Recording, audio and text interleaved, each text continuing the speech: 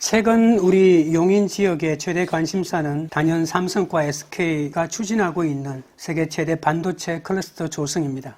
그런데 이 거대한 국가적 프로젝트가 최근 예상치 못한 난관에 부딪혔다는 소식이 들립니다.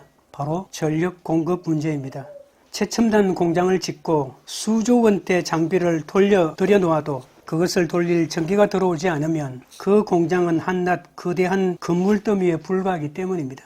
오죽하면 전력이 풍부한 다른 지역으로 공장을 옮겨야 한다는 말까지 나오겠습니까? 결국 핵심은 설비의 화려함이 아니라 그것을 움직이게 할 에너지가 있느냐의 문제입니다. 우리의 영적 생활도 이와 같습니다. 우리는 지난 몇 주간 하나님이 주신 화려하고 강력한 영적 무장들을 살펴왔습니다. 이제 모든 무기를 갖추었으니 당장 승리할 것만 같습니다. 하지만 바울은 무장을 마친 우리에게 가장 중요한 한 가지, 이 모든 무기를 실제로 작동시킬 영적 에너지가 빠졌다고 경고합니다. 오늘 본문은 영적 전쟁의 승패를 결정짓는 이 결정적인 동력, 성령 안에서의 기도를 제시합니다. 우리가 입은 갑옷이 박물관의 장식품이 될 것인지 아니면 적의 진영을 무너뜨리는 강력한 병기가 될 것인지는 오늘 우리가 나누는 이 말씀에 달려 있습니다. 기도로 전신갑주를 완성하는 비결을 살피며 함께 은혜를 나누고자 합니다. 첫째로 기도는 전신갑주를 작동시킨다는 것을 알아야 합니다. 18절입니다. 모든 기도와 간구를 하되 항상 성령 안에서 기도하고 이를 위하여 깨어 구하기를 항상 힘쓰며 여러 성도를 위하여 구하라. 기도는 전신갑주에 달린 작은 부속품이 아니라 그 모든 무기를 제대로 쓰게 하는 배경입니다. 바울은 진리의 허리띠부터 성령의 금까지 6가지 전신갑주를 말한 뒤에 기도를 명령합니다. 성경 원문의 구절을 보면 기도는 추가된 7번째 무기가 아닙니다. 기도하면은 서라, 받으라 라고 하는 앞선 명령을 돕는 말입니다. 영어로 말하면 분사형입니다. 무기를 갖추고 검을 휘두르는 행위가 끊임없이 이어지도록 돕는 원동력이란 뜻입니다. 기계에 동력이 들어오지 않으면 움직일 수 없듯이 기도가 없으면 전신갑주는 무거운 쇠붙이에 불과하다는 뜻이죠. 기도는 모든 무장이 몸에 딱 붙어 제 힘을 내게 하는 신령한 생명력입니다. 아무리 좋은 무기가 많아도 기도가 없으면 그 무엇도 쓸 수 없습니다. 그리스도인이 싸우는 모든 과정은 반드시 기도가 있어야 합니다. 18절을 직역하면 이렇습니다. 모든 기도와 간구로 모든 때에 성령 안에서 기도하며 이를 위하여 모든 인내와 간구로 모든 성도를 위하여 깨어 있어라. 모든이라고 하는 말이 4번이나 들어갑니다. 4번이나 거듭하면서 이 모든을 말하는 이유는 영적 전쟁에서 기도가 그만큼 중요하기 때문입니다. 모든 기도와 간구라고 한 것은 기도의 다양한 형태를 보여줍니다. 기도가 하나님을 우러러보는 예배와 경배라면 간구는 아쉬운 형편에서 도움을 바라는 간절한 부르짖음이죠. 구약 시편에만 보더라도 시인들은 어떨 때는 탄원시로, 어떨 때는 감사시로, 어떨 때는 신뢰시로, 어떨 때는 찬양시로, 또 어떨 때는 개인 기도로, 또 어떨 때는 공동체 기도로 하나님께 기도한 것을 볼 수 있습니다. 찬양이든 눈물이든 가리지 말고 하나님과 함께 하라는 그런 뜻이죠. 기도의 방식이 다양하게 있으니 좋으면 좋은 대로, 고통스러우면 고통스러운 대로, 기쁨은 기쁜 대로, 슬픔은 슬픈 대로 하나님과 나눌 수 있다는 그런 뜻입니다. 그러니 삶에 어떤 일이 다가오더라도 기도하라는 그런 뜻입니다. 하나님께서 내 형편과 내 마음을 아시지 않습니까? 그런데 하나님 앞에서 자존심을 내세우며 아뢰지 못할 말이 무엇이 있겠습니까? 하나님과 스스럼 없는 사귐이 있어야 비로소 전신갑주 입기가 끝났다고 말할 수 있는 것이죠. 기도가 없다면 우리가 가진 모든 무장도 아무 의미 없는 전시품에 불과합니다. 힘겨울 때뿐만 아니라 삶의 모든 마디마디를 기도로 채우십시오. 기도가 곧장 이루어지지 않아 지칠 때도 꺾이지 않는 마음으로 버티십시오. 그리고 나 혼자 이기는 데 머물지 말고 공동체가 함께 이기도록 기도의 폭을 넓히십시오. 이 4가지 옳은 영적 전쟁에서 파수꾼이 외치는 소리와 같습니다.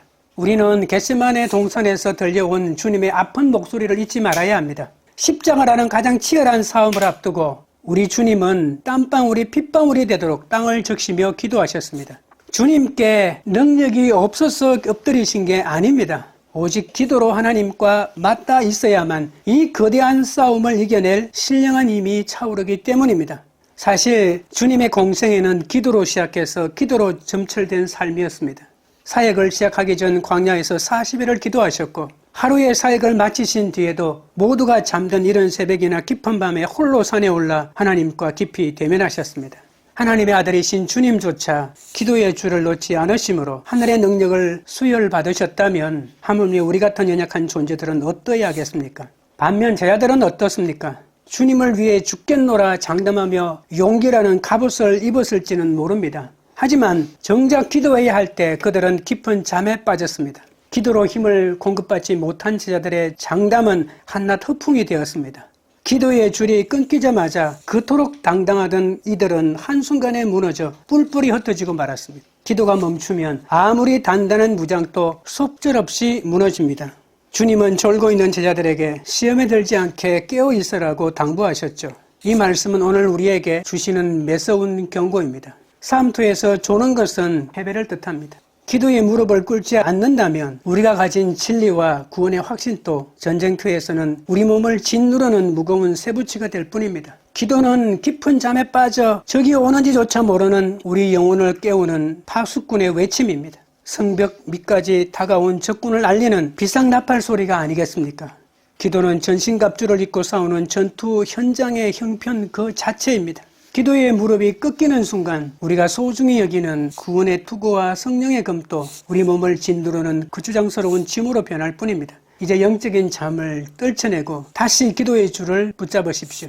파수꾼이 성벽 위에서 눈을 부릅뜨듯 기도의 자리를 지킬 때 비로소 하나님의 무장은 우리 몸에서 살아 움직이기 시작할 것입니다. 둘째로 성령 안에서 영적 파수꾼이 되어야 합니다. 본문이 말하는 모든 때는 단순히 흘러가는 24시간인 크로노스가 아니라 우리 삶에 찾아오는 결정적인 기회인 카이로스입니다.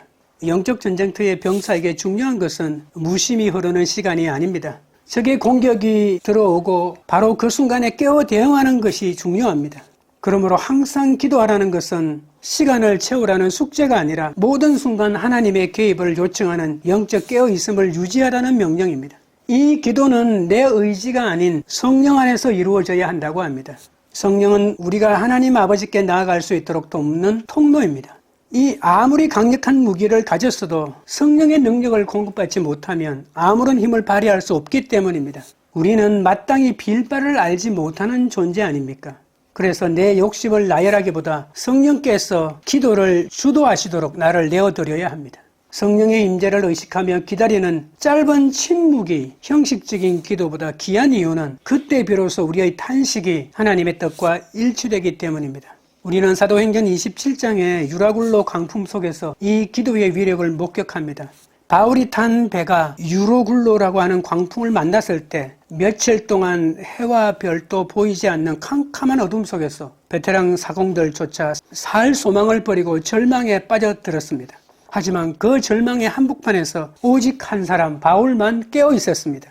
모두가 풍랑에 매몰되었을 때 바울만은 환경에 압도되지 않고 하나님의 음성을 청종하는 영적 파수를 멈추지 않았습니다. 그때 성령께서 바울에게 말씀하셨죠. 바울아, 두려워하지 말라. 내가 가이사 앞에 서야 하겠고 너와 함께 항해하는 자를 다 내게 주겠다. 성령 안에서 깨어있는 기도는 풍랑을 없애는 요술이 아니라 절망 속에서 하나님의 계획을 포착해내는 실제적인 분별력입니다.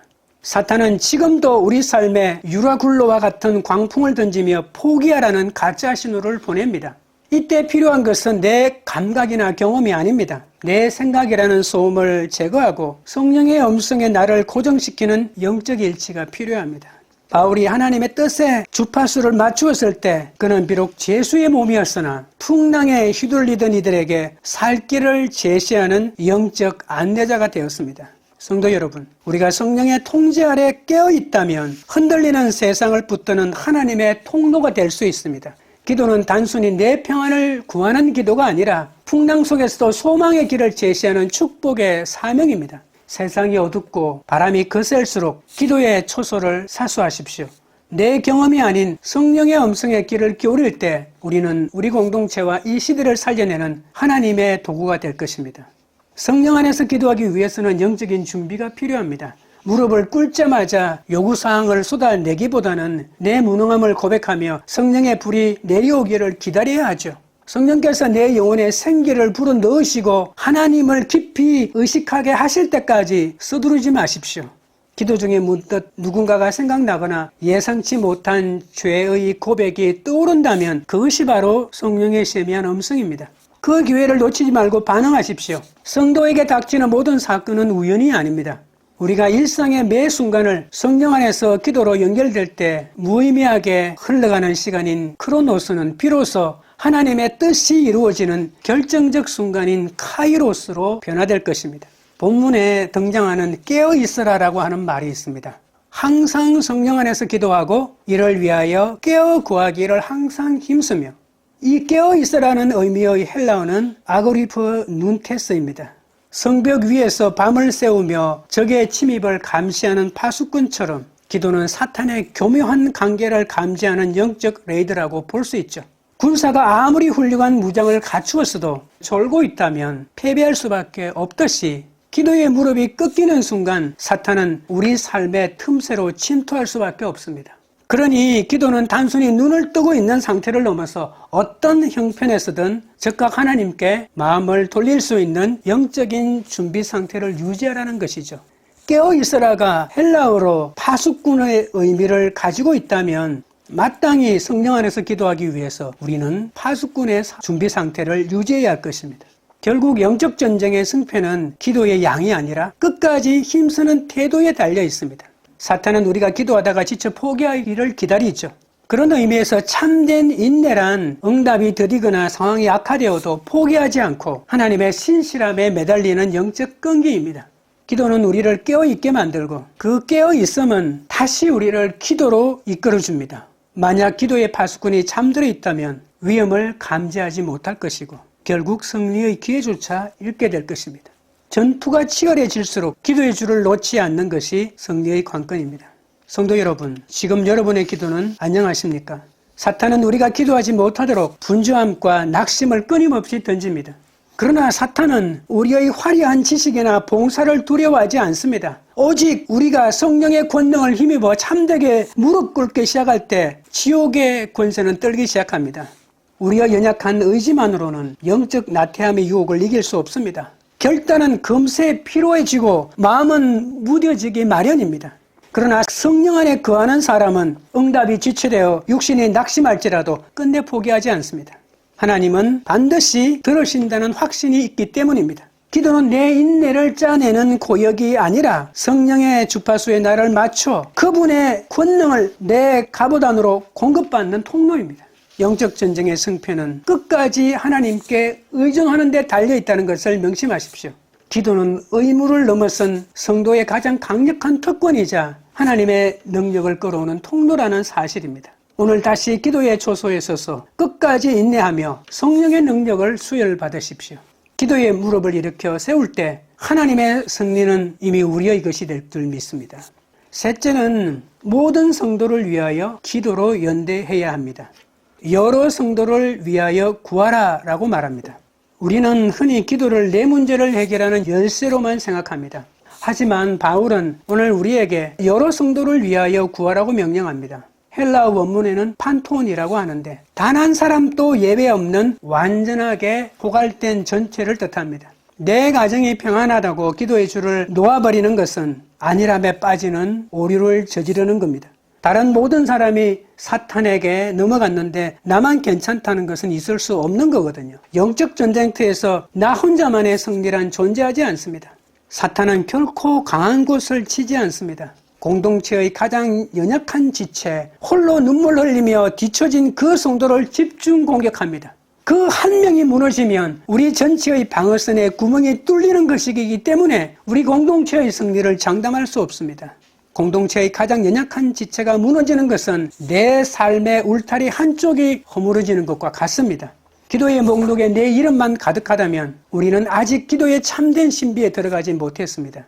이 중보의 원리는 아말렉 전투에서의 모세를 통해 선명하게 드러납니다. 이스라엘의 승리는 칼을 든 여호수아의 용맹함만으로 얻어진 것이 아니었습니다. 산 위에서 기도의 팔이 무거워져 내려올 때 양옆에서 그 팔을 끝까지 붙들어 올렸던 아론과 훌이 있었기에 승리할 수 있었죠. 중보기도란 이처럼 고난 중에 방패를 들 힘조차 없는 지체의 처진 손을 내 기도로 함께 맞들어주는 거룩한 연대입니다. 우리가 기도로 촘촘히 연결될 때 우리 교회는 사탄의 어떤 불화살도 뚫을 수 없는 철갑 공동체가 되는 것이죠. 우리가 모든 성도를 위해 깨어있을 때 비로소 공동체 안에 스며드는 사탄의 전술을 분별하게 됩니다. 어떤 성도가 갑자기 예배에 보이지 않습니까? 어떤 지체의 말투에서 전과 다른 낙심이 느껴지십니까? 그것은 단순한 기분 탓이 아니라 비상 상황입니다. 곧바로 그를 위해 구체적으로 절박한 간구를 시작하십시오. 하나님, 저 지체의 흔들리는 마음을 제 기도의 방패로 덮습니다 라고 선포하십시오. 여러분의 기도는 기력이 다해 스스로 입을 열 수 없는 성도의 영혼에 성령의 산소를 공급하는 영적 수혈이 될 것입니다. 인도에는 바냔트리라는 독특한 나무가 있습니다. 이 나무는 한 그루인데 마치 거대한 숲처럼 보입니다. 그 이유는 가지에서 수많은 뿌리가 땅으로 내려와 새로운 기둥이 되기 때문입니다. 처음에는 가느다란 줄기에 불과했지만 그 줄기들이 땅에 뿌리를 내리고 서로 지탱하면서 엉키기 시작하면 나중에는 수천 명의 사람이 쉴 수 있는 거대한 그늘집을 형성하는 것이죠. 성도 여러분, 우리 공동체도 이 바냔트리와 같아야 합니다. 중보기도는 가지에서 내려와 서로를 지탱하는 뿌리와 같습니다. 나 혼자 써 있는 것처럼 보이지만 사실 우리는 기도의 뿌리로 서로 얽혀 있습니다. 누군가 삶의 무게를 견디지 못해 가지가 꺾이려 할 때 옆에 있는 지체가 기도의 뿌리를 내려 그를 받쳐주어야 합니다. 그 가느다란 기도의 뿌리 하나가 땅에 다 기둥이 낼 때 그 나무 전체가 폭풍에도 흔들리지 않는 거대한 성벽이 되는 것이죠. 우리가 서로를 위해 기도의 뿌리를 내릴 때 우리 교회는 단순히 개인들이 모인 집합소가 아니라 어떤 악한 세력도 무너뜨릴 수 없는 하나의 거대한 생명 공동체가 될 것입니다. 오늘 우리의 기도가 누군가를 살리는 든든한 기둥이 된다는 사실을 명심하십시오. 본문은 이 사역을 위해 모든 인내를 다하라고 권고합니다. 인내는 단순히 참는 것이 아니라고 했죠. 끝까지 포기하지 않는 끈질긴 사랑입니다. 내 문제도 바쁜데 어떻게 남을 돕나라는 무관심의 방을 깨고 나오십시오. 사탄은 우리가 서로를 향한 관심을 끊고 무관심의 방에 갇히기를 원합니다. 그런 생각이 들 때가 바로 영적 나태함과 싸워야 할 때입니다. 내가 지체의 이름을 부르며 기도의 끈을 놓지 않을 때 그 기도는 흩어진 성도들을 하나로 묶어주는 강력한 매듭이 될 것입니다. 기도는 경건의 모양을 갖추는 의무가 아니라 곁에 있는 성도를 사랑하고 있다는 가장 확실한 증거입니다. 우리가 서로를 향해 인내하며 기도로 이어갈 때 어떤 시험도 우리 사이를 비집고 들어올 수 없습니다. 오늘 밤 여러분 곁에 있는 지체들의 이름을 하나하나 마음의 제단에 올리십시오. 그들의 막막한 현실 위에 여러분의 기도를 얹어주십시오. 우리가 성령 안에서 서로의 이름을 부르며 기도가 하나가 될 때 우리 교회는 상처 입은 영혼이 치유되고 다시 살아나는 거룩한 생명의 통로가 될 것입니다. 말씀을 맺겠습니다. 기도는 단순한 경건의 의무를 넘어선 성도의 가장 강력한 특권입니다. 기도의 범위는 모든 영역이어야 합니다. 기도는 특별한 시간에만 하는 것이 아니라 우리 삶의 모든 순간, 모든 형편 속에서 이루어져야 합니다. 기도의 주권은 성령 안에 있어야 합니다. 내 의지와 욕심을 앞세우는 것이 아니라 성령께서 주도하시는 기도를 드려야 합니다. 성령의 인도하심에 나를 맡길 때 우리는 비로소 내 지혜를 넘어서는 하나님의 뜻을 발견하게 됩니다. 기도는 내가 하나님을 설득하는 시간이 아니라 성령을 통해 내가 하나님의 뜻에 복종하는 시간입니다. 기도의 자세는 깨어 인내하는 것입니다. 사탄은 우리가 기도하다가 지쳐 포기하기를 기다립니다. 그러나 성령 안에 거하는 사람은 응답이 들리더라도 결코 물러서지 않습니다. 나 한 사람의 승리에 머물지 않고 공동체의 연약한 지체들을 위해 끝까지 기도의 줄을 놓지 않는 모든 인내가 우리를 승리로 이끌 것입니다.